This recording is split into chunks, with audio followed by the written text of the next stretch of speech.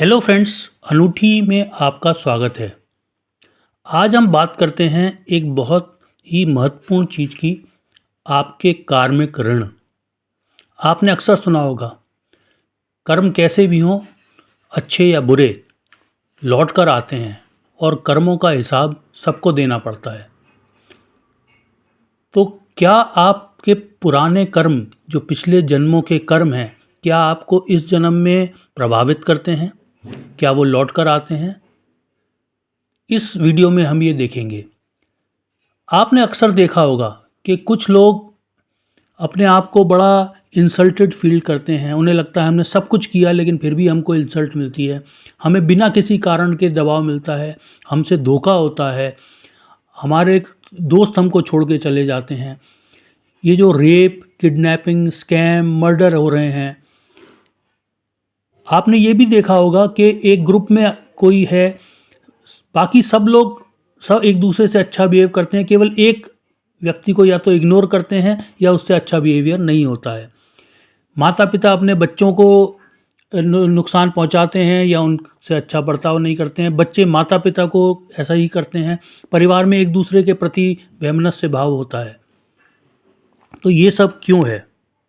अब सबको लगता है कि हमने तो अपनी तरफ से सब कुछ किया, अच्छा किया, और हम हर एक से अच्छा बर्ताव करते हैं, नॉर्मली बिहेव करते हैं, जो सही है उसी तरीके से बिहेव करते हैं। उसके बावजूद हमारे साथ ऐसा ही क्यों होता है? उनको लगता है कि किस्मत हमारे साथ नहीं है, भगवान हमारा साथ नहीं देते हैं, और वो समझ नहीं पाते हैं कि उनके साथ ऐसा बार बार क्यों हो रहा है, बार बार लगातार होता रहता है। वो सब कुछ करते हैं, किसी को प्यार करते हैं, सब कुछ उसके लिए करते हैं, लेकिन फिर भी वो व्यक्ति उनको छोड़कर चला जाता है। तो ऐसा क्यों होता है? तो दोस्तों, ऐसा इसलिए होता है क्योंकि ये एक कार्मिक साइकिल है। आपने जो बोया है वो आपको काटना पड़ेगा। जो आपने कर्म किया है उसका हिसाब तो देना पड़ेगा। श्री कृष्ण ने भी बोला है कि हिसाब हमेशा कर्मों का होता है, धर्म का नहीं होता है। धर्म आपको शांति और मार्ग देता है, लेकिन हिसाब आपका आपके कर्मों के मुताबिक होता है। आपको ने ये तो सोचा कि आपने इस जन्म में क्या किया, लेकिन क्या आपको पता है आपने पिछले जन्मों में क्या किया है, किसके साथ? हमको ये नहीं पता है। और जो भी हमने पिछले जन्मों में किया है वही आपका प्रारब्ध बन के आपके इस जन्म के जीवन को अफेक्ट करता है। वही आपको मय ब्याज के वापस मिलता है इस जन्म में, अगर वो पिछले जन्म में कर्म नहीं चुके। तो ज़रूरत इस बात की है कि हमको अपने हर जन्म के कर्मों को वापस चुकाना होगा। जो भी हमारे कार्मिक ऋण हैं उनको चुकाना होगा। आपने अक्सर देखा होगा कि बहुत सारे लोग बहुत अच्छे परिवार से हैं, बहुत पैसा कमाते हैं, इसके बावजूद उनको चोरी करने की आदत है। उनको कोई ना कोई ऐसी बुरी आदत है या लत है जिसको वो छोड़ नहीं पाते हैं। हम लोग कई बार जाते हैं दुकानों में, चीज़ें टेस्ट करते हैं, लेकिन उसका पेमेंट नहीं करते, वहाँ से कुछ नहीं खरीदते हैं। हमने अक्सर देखा होगा कि छोटी छोटी चोरियाँ लोग करते हैं, घरों से फूल चुराते हैं अपनी पूजा के लिए।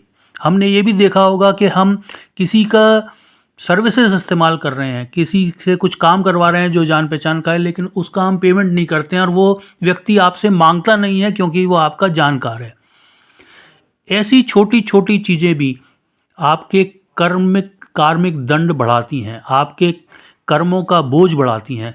ध्यान रखिए, कर्म खाली करने से नहीं होता है, बातों से, सोचने से और करने से तीनों प्रकार के कर्म होते हैं, मनसा वाचा कर्मणा। और दूसरी चीज़ है कि अगर एक व्यक्ति ने आपके साथ बुरा किया है तो आप अक्सर सोचते हैं मैं जब भी होगा इसको ठीक कर दूंगा, मैं अपना बदला ज़रूर लूँगा। आप कुछ नहीं कर रहे, आप अपने कार्मिक बोझ बढ़ा रहे हैं। तो आपको करना क्या है? आपको ये जानना चाहिए कि आपको पिछले जन्म के कार्मिक ऋण क्या हैं। आपको अपना आचरण सही रखना चाहिए और माफ़ी देनी चाहिए। कोई किसी ने आपके साथ बुरा किया है तो आप उसे माफ़ करें।